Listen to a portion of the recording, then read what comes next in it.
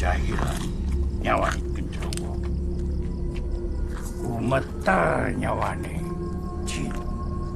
Film yang disutradarai oleh Anggi Umbara ini berkisah tentang hantu legendaris penunggu jembatan yang diremake dari film aslinya tahun 1973. Penampakan hantu yang terus meneror pengguna jembatan itu tak jarang menimbulkan kecelakaan hingga merenggut korban jiwa.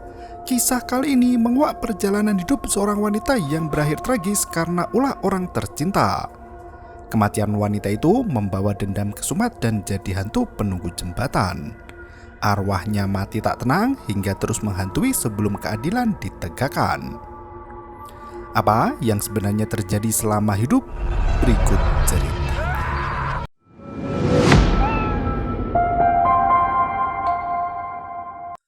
Tepatnya di ibu kota Jakarta tahun 1973, Yuda turun dari bus Cirebon ke terminal Tanjung Priok yang sangat ramai. Banyak orang menjajakan jajanan di sepanjang jalan terminal yang dekat dari pusat perbelanjaan. Suara seorang wanita terdengar pilu membacakan kisah cintanya yang berakhir tragis dan menyakitkan. Ia bertutur jika sejatinya semua manusia berhak untuk merasakan bahagia. Namun, hanya beberapa orang yang berusaha keras untuk menggapai kebahagiaan hidupnya. Sementara sebagian lain hanya bisa menunggu kapan kebahagiaan itu akan datang atau menggunakan topeng kebahagiaan semu dalam sepanjang hidupnya. Maryam terperangah dari lamunan saat suaminya turun dari kamar lantai 2. Wanita cantik itu langsung memasang wajah sumringah agar sang suami tak marah ketika memandang wajah elok rupawan.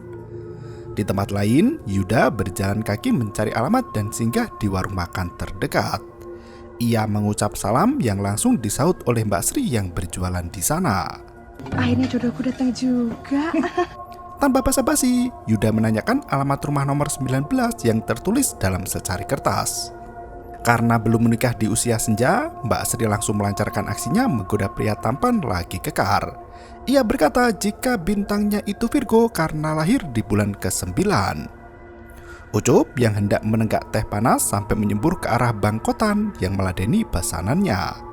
Ucup langsung menyalahkan Mbak Sri yang ngomong sembarangan sampai membuat jantungnya ngerem mendadak. Mbak Sri pun tak mau disalahkan karena memang bintangnya itu Virgo. Takut menambah keributan, Yuda langsung minta pamit. Mbak Sri masih tetap berusaha merayu pria itu dengan berkata jika dirinya bernama Sri dari kepanjangan Sri Kandimu. Sri Kandimu. Bangkotan langsung berteriak jika lebih tepatnya Serigala bukan Sri Kandi. Saat Yuda menghampiri rumah nomor 19, Bangkotan dan Ucup heran melihat ada orang berani tinggal di rumah angker itu. Ternyata nomor 9 terbalik menjadi angka 6 yang langsung dibetulkan oleh Yuda. Yuda melenggang masuk rumah yang berdebu dan dihinggapi sarang laba-laba. Tampaknya rumah itu dibiarkan terlalu lama kosong hingga tak ada yang merawatnya lagi. Lukisan besar di ruang tengah tampak ditutupi kain putih yang berdebu. Sebagai seorang pelukis, Yuda pun setia menenteng gulungan kanvas dengan alat lukisnya. Ia membuka jendela salah satu kamar namun tertutup dengan sendirinya. Sementara itu, Maryam masih duduk manis di depan suaminya Roy yang sibuk menelpon. Setiap Roy hendak mengambil makanan, tangan Maryam langsung menyahut hendak mengambilkan makanan itu. Sebagai istri yang baik, Maryam merasa harus melayani semua kebutuhan suaminya. Karena Roy sibuk di telepon, ia tak bisa bicara dengan Maryam dan memilih ambil sendiri. Tangan Maryam yang dirasa mengganggu membuat Roy naik darah dan membentak istrinya sendiri. Lawan bicara di telepon ikut bingung dengan kejadian itu. Roy berkata jika ia sedang ada masalah dengan pembantunya. Mendengar hal itu membuat Maryam sakit hati, namun ia berusaha untuk tetap tegar dan menutupi rasa sesak di dalam dada. Selesai bicara di telepon, Roy meminta istrinya untuk diam dan tidak boleh mengganggu, apalagi saat ia mendapat telepon penting dari partner kerja. Maryam membujuk suaminya untuk lebih banyak bercerita terkait bisnis yang sedang dikembangkan itu. Ia takut kejadian masa lalu terulang kembali di mana bisnis sang suami terbukti melanggar hukum. Roy langsung marah hingga menggebrak meja. Ia pun melenggang pergi meninggalkan istrinya begitu saja. Ia mengecam Maryam untuk berkontribusi lebih pada bisnisnya karena selama ini Maryam tak pernah ikut andil secuil apapun dalam meningkatkan taraf ekonomi keluarga. Meski sebenarnya Maryam sudah berbuat banyak, namun di mata suaminya ia tak pernah ikut andil dan dianggap tak membawa perubahan. Bibi ikut iba mendengar perkataan Roy yang terbukti salah dan menyakiti hati istrinya. Ia membereskan meja makan sembari menatap sedih ke arah sang majikan. Dengan dibantu seorang warga, Yuda membereskan rumah itu dari debu dan kotoran. Mbak Sri, Bang Kotan, dan Ucup malah ikut mengintip dari luar pintu. Mereka terlihat sangat penasaran dengan Yuda yang datang dari kampung untuk menempati rumah angker itu. Setelah beres-beres rumah, Yuda mampir ke warung untuk istirahat sembari berbincang dengan warga sekitar. Yuda menjelaskan jika ia sengaja didatangkan dari kampung ke kota oleh investor kaya raya untuk berjualan lukisan dan diberi tempat dan uang untuk menyelesaikan beberapa lukisan pesanan di mana keuntungannya akan dibagi dua dengan pemilik modal. Ucup sempat tak percaya dan meragukan cerita Yuda. Mbak Sri justru semakin kesengsem dan menawarkan diri untuk dijadikan model lukisan. Bang Kotan keheranan mengapa Yuda berani tinggal di rumah itu sendirian. Ucup menambahkan jika penghuni sebelumnya mati bergantung di dalam rumah itu. Dari rumor yang beredar, keluarga penghuni rumah nomor 19 itu terlilit banyak hutang hingga tak bisa membayarnya lagi. Maryam sangat gemar mengenakan pakaian berwarna merah yang berarti keberanian. Yuda segera bekerja dan merampungkan lukisannya, namun pikirannya buntu hingga tak bisa berimajinasi. Seketika itu, sosok wanita cantik bertudung merah melintas tepat di depan rumah Yuda. Pemuda dari kampung itu langsung kepincut melihat keindahan wanita bertudung merah.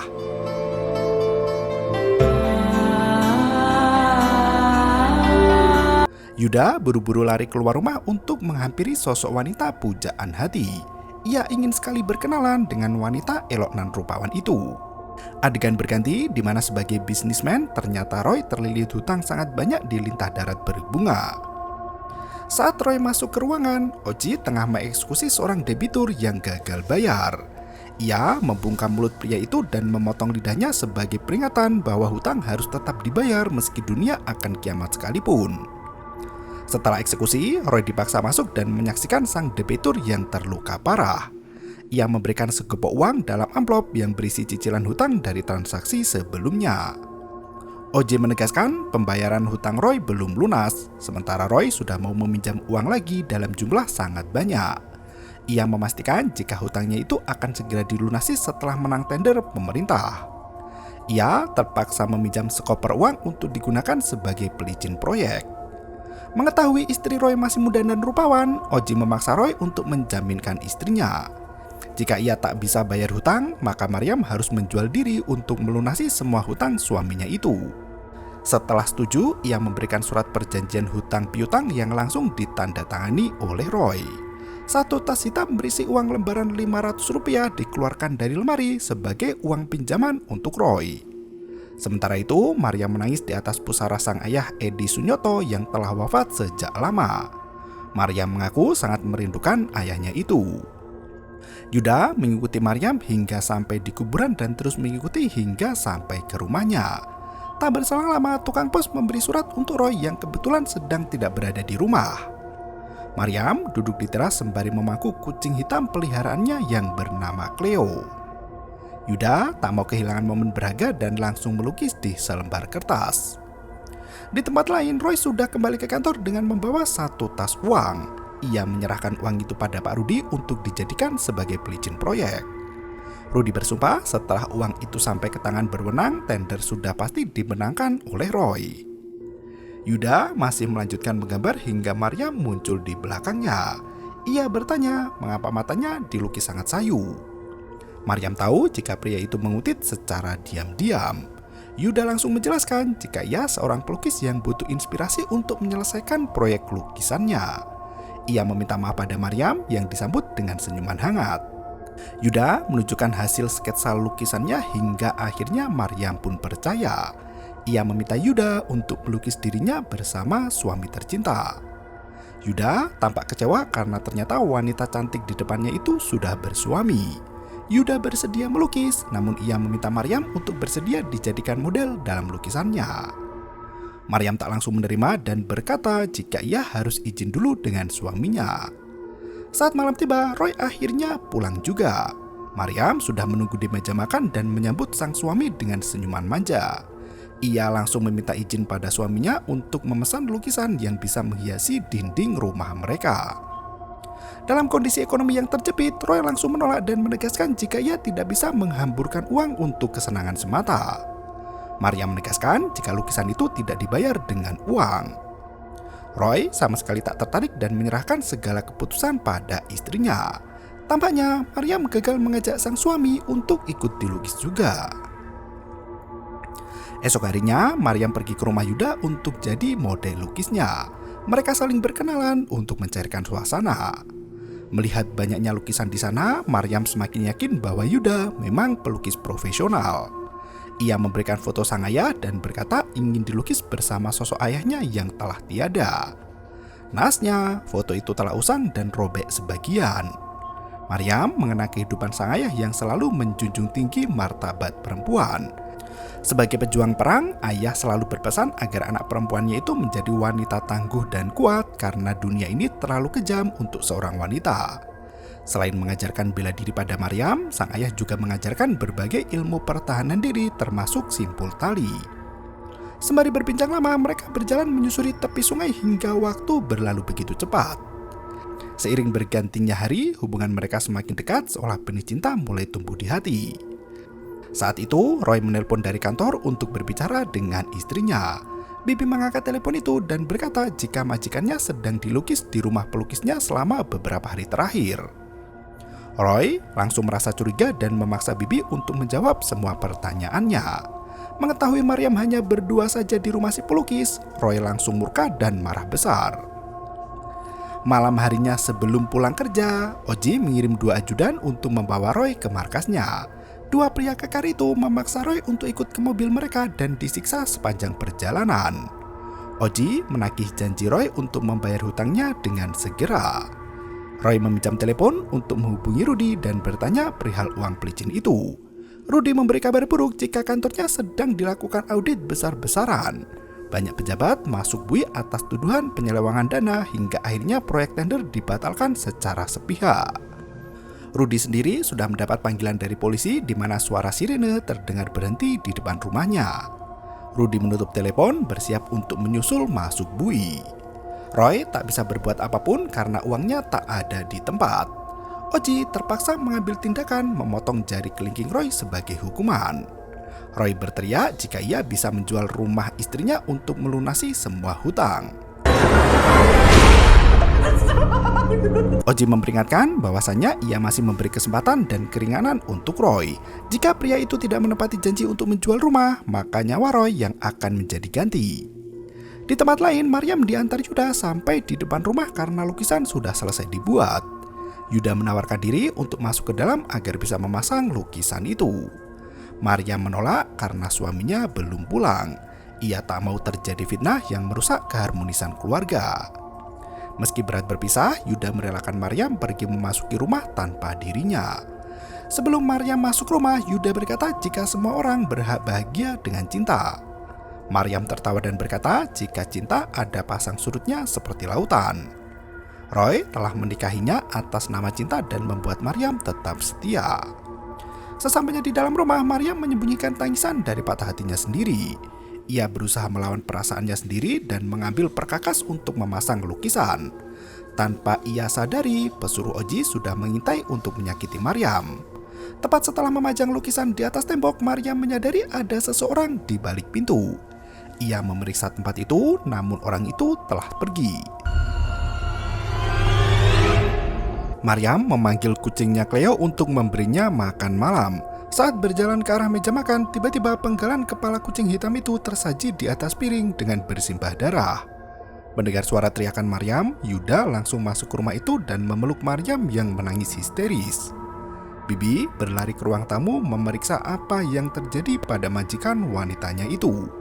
Namun, melihat Yuda memeluk Maryam, Bibi langsung salah paham.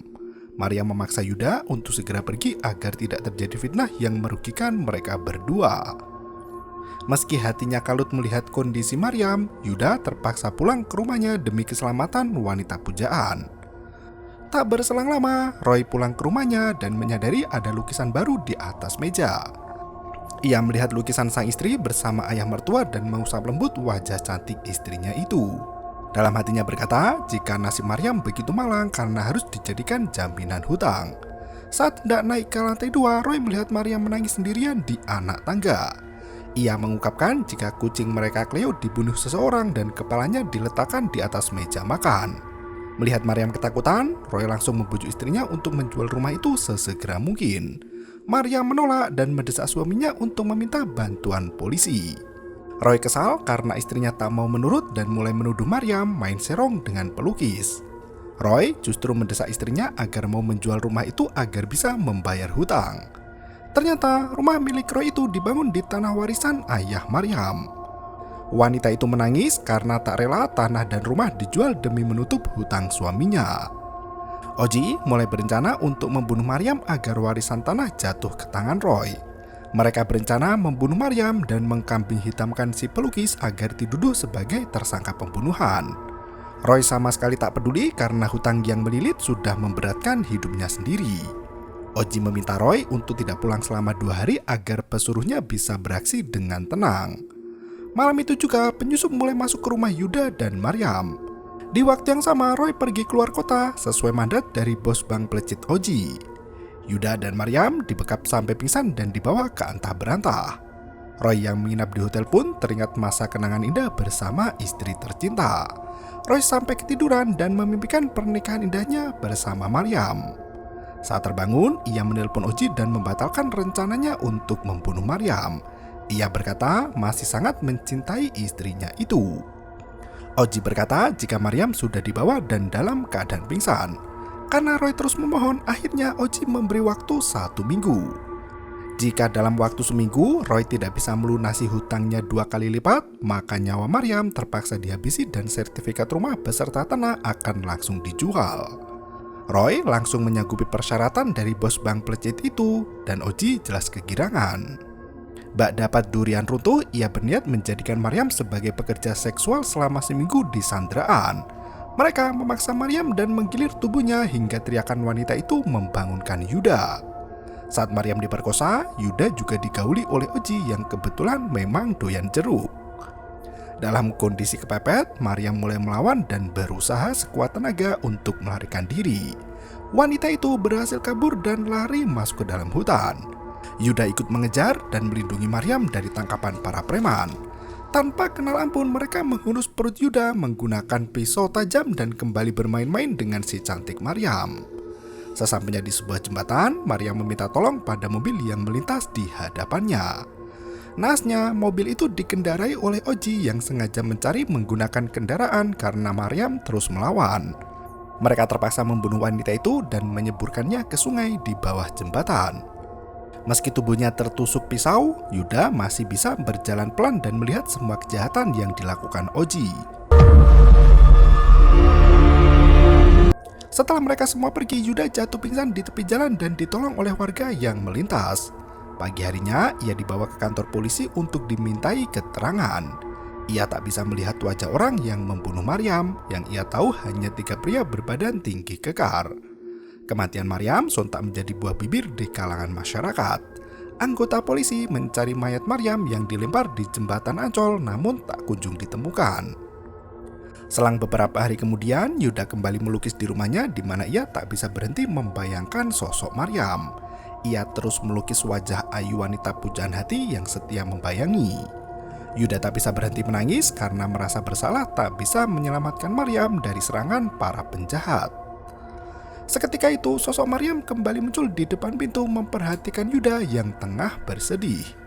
Di tempat lain, warga sekitar jembatan Ancol mengalami teror mistis yang semakin meresahkan dan menjadi-jadi. Malam itu, Ucup yang berjalan pulang melihat sosok wanita bergaun merah termenung di tepi jembatan dan tersenyum ke arahnya. Ucup sampai ketakutan dan berjalan di tepi jembatan membelakangi sosok penampakan hantu wanita.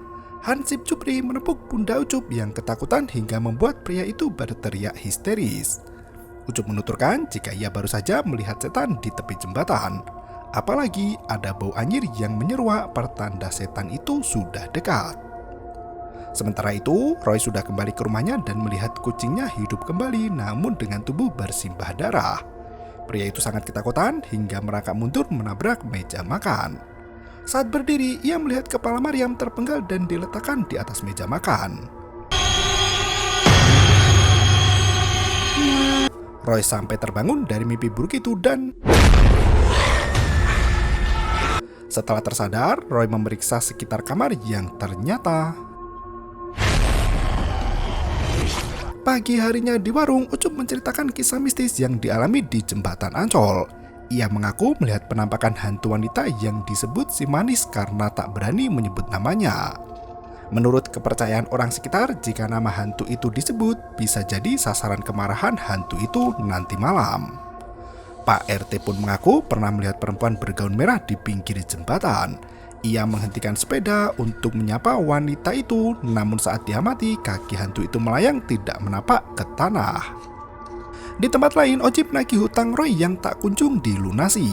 Roy menuturkan jika ia kesulitan mengurus berkas dokumen karena mayat Maryam belum ditemukan juga.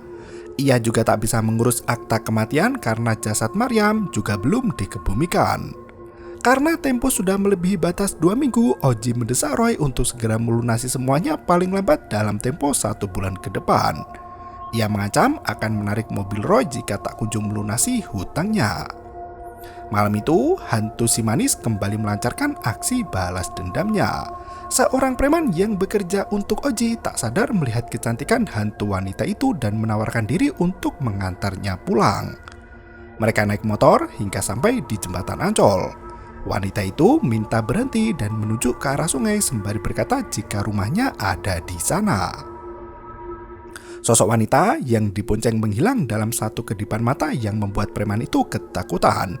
Ia berencana untuk kabur, namun tiba-tiba di tempat lain, Pras, ajudan Oji menugurkannya yang tak kunjung datang. Sembari menanti, ia kencing di bawah pohon dekat pos ronda yang sepi dan tak ada orang di sana. Dari kejauhan, terlihat sosok wanita bergaun merah menatap penuh dendam. Pras yang ketakutan langsung naik ke dalam mobil jeep berusaha menyelamatkan diri. Hantu wanita itu mulai mendekat dan tertawa cekikikan. Tangan dan mulut sudah dipenuhi darah dari mangsa sebelumnya. Kini, ia berniat untuk menghabisi nyawa si Pras juga. Saat hantu itu menghilang, Pras kembali turun dari mobil untuk memperbaiki mesin yang tak mau menyala. Setelah usai, sosok hantu Maryam kembali muncul tepat di belakang tubuhnya dan dalam sekali tunjuk, hantu wanita itu menghunus leher Pras dengan obeng panjang yang menembus ke kerongkongan. Setelah menuntaskan dendam, hantu Maryam kini melenggang masuk ke rumah Yuda dengan selendang merah berbau wangi mawar. Selendang merah itu menjerat tubuh Yuda dengan sangat kencang dan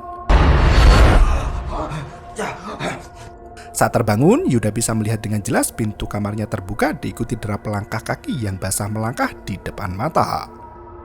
Ia pun mengikuti jejak langkah itu yang ternyata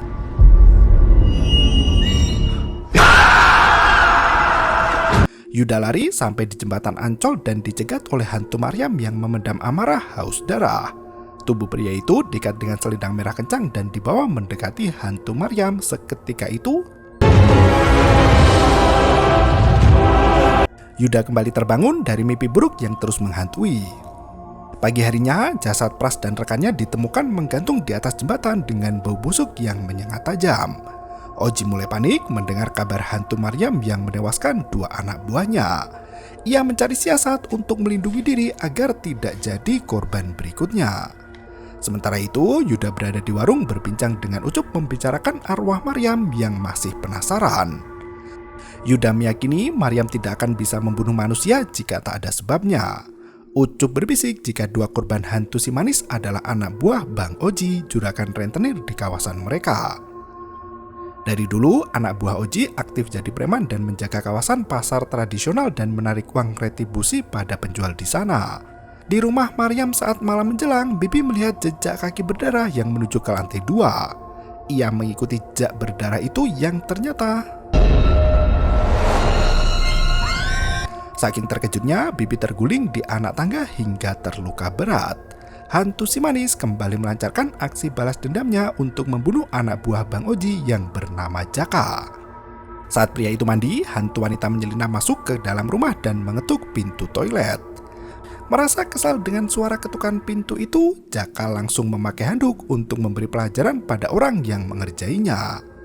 Ia memanggil Samarwan yang ternyata asik baca koran di teras rumah. Jaka lanjut mandi di mana sosok hantu Maryam sudah bertengger di bak air yang dalam.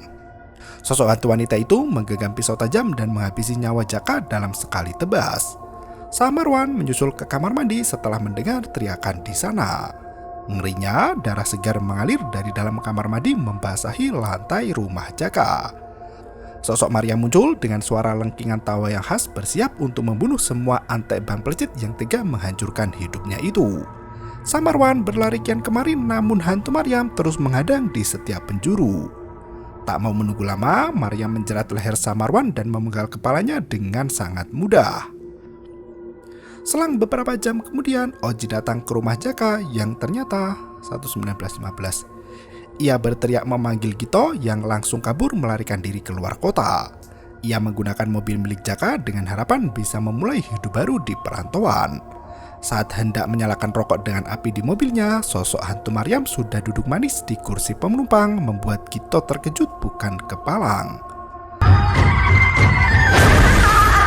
Oji lari menuju ke rumah Yuda yang berada tak jauh dari kediaman Maryam. Mengetahui bos rentenir datang ke rumahnya, Yuda langsung murka dan menyerang pria jahanam itu. Ia tahu betul siapa yang membunuh Maryam hingga arwahnya jadi hantu pembawa dendam. Ternyata niatan Oji datang ke rumah Yuda adalah untuk mengadu domba dan membersihkan namanya dari segala kesalahan. Ia berkata jika dirinya mendapat mandat dari Roy untuk membunuh Yuda dan Maryam karena cemburu buta dengan kedekatan mereka berdua. Oji berjanji akan menjebloskan Roy ke penjara dengan syarat Yuda membantunya kabur keluar kota. Ia yakin hantu Maryam tidak akan tega menyerang Yuda dan ia pun bisa selamat sampai ke tempat baru. Yuda tak mau langsung sepakat dan mengurung Oji di dalam rumahnya. Ia melenggang pergi ke rumah Roy untuk menanyakan apa yang sebenarnya terjadi. Ia menjelaskan pertempuran malam itu saat Maryam dibius dan diperkosa beramai-ramai sebelum akhirnya dibunuh hingga jasadnya dibuang di sungai Jembatan Ancol. Yuda ikut diculik dan ditusuk pisau bagian perut yang membuatnya sekarat hampir tak selamat. Roy mengambil pedang dan menggores bagian kulit tangannya. Ia melempar pedang itu ke arah Yuda dan mengarang skenario jika Yuda hendak membunuhnya setelah ketahuan membunuh Maryam. Dengan cerita playing victim itu, Roy menantang Yuda untuk duel senjata. Mereka saling adu kekuatan sementara Roy tak bisa berhenti berteriak minta tolong agar warga mendengar teriakannya. Tak berselang lama, Ucup, Bangkotan, dan Pak RT melenggang masuk ke rumah memergoki Yuda dan Roy sedang bergelut hebat. Mereka pun memisahkan dua pria itu dan membawa Yuda keluar dari rumah Roy. Tampaknya usaha Roy untuk menfitnah Yuda berhasil mengelabui warga desa. Yuda menegaskan jika Roy adalah otak dari pembunuhan Maryam. Pak RT menegaskan di negara hukum mereka tak bisa menuduh orang sembarangan. Yuda menegaskan jika ia memiliki saksi kunci yang bisa membuktikan bahwa Roy bersalah, yaitu Oji. Ia membawa warga untuk ikut ke rumahnya dan bertanya langsung pada Oji. Nasnya sampai di sana pintu depan sudah jebol, dikira Oji berhasil melarikan diri.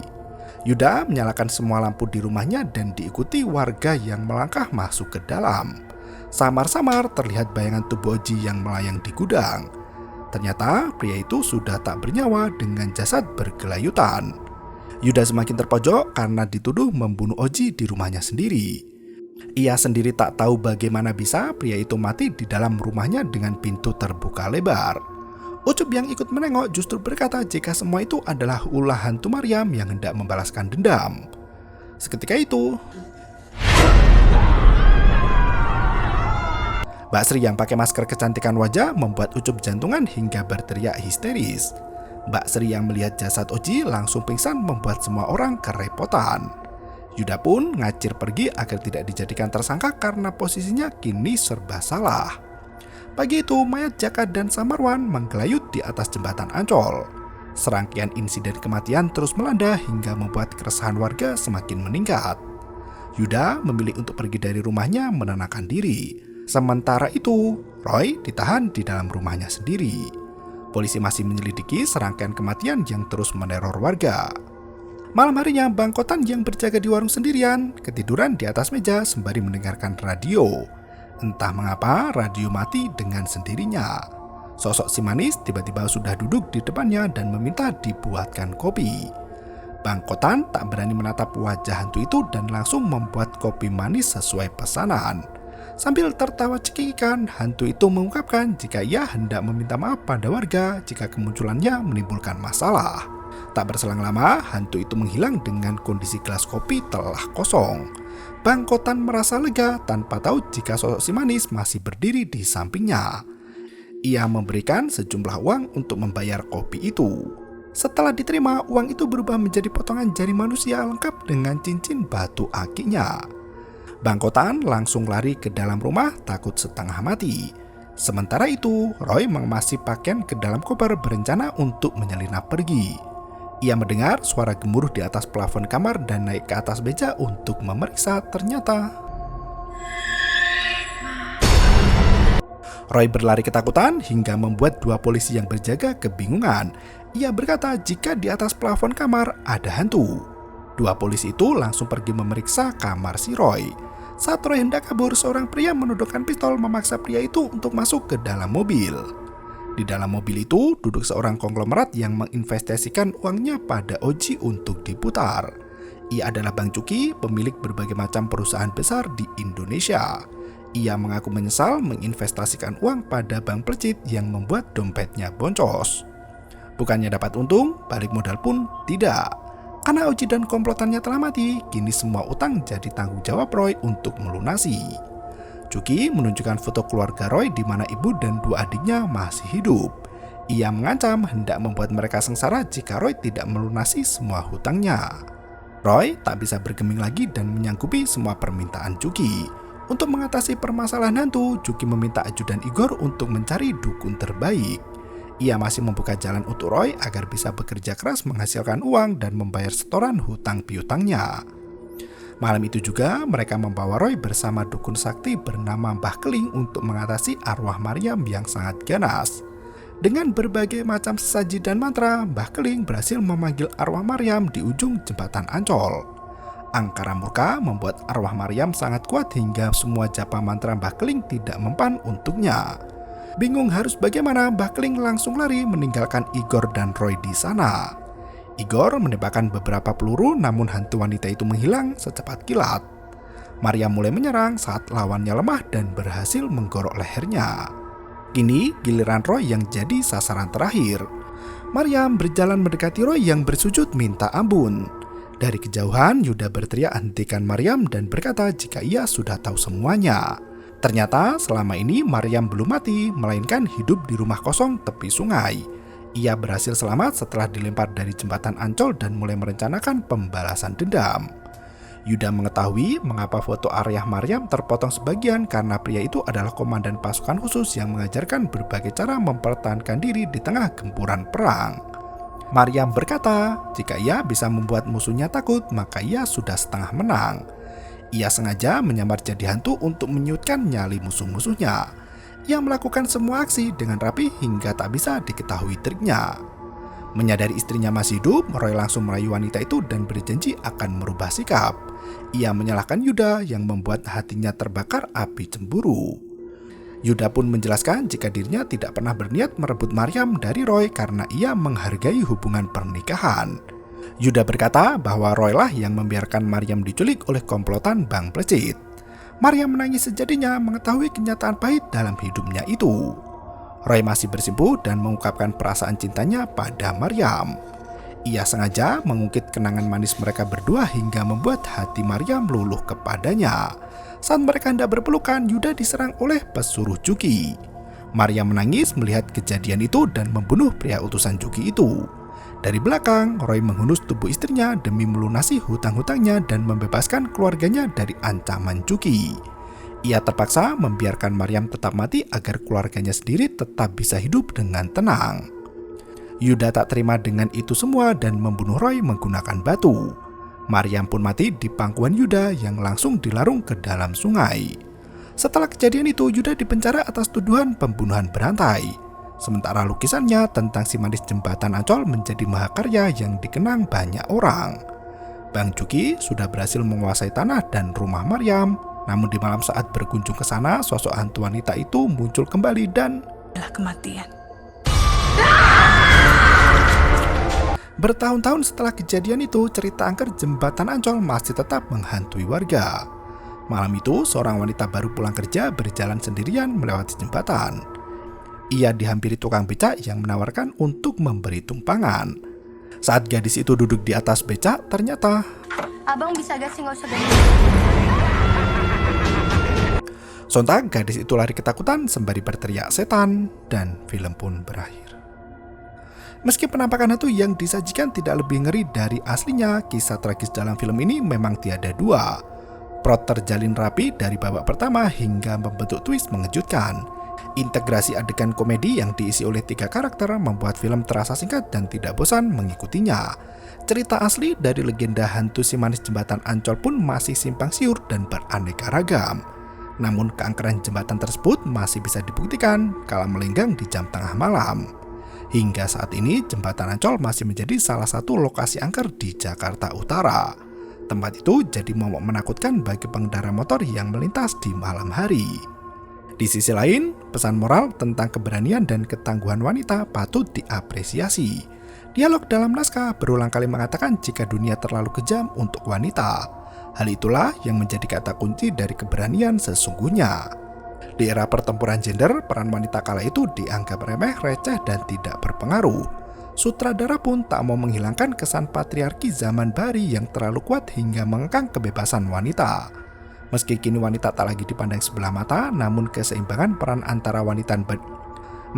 wanita tak lagi dipandang sebelah mata, namun keseimbangan peran antara wanita dan pria harus tetap dijaga agar laju reaksi berjalan seimbang dan energi yang sama dengan nol.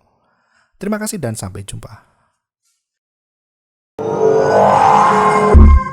Yo, bermau itu ketarik.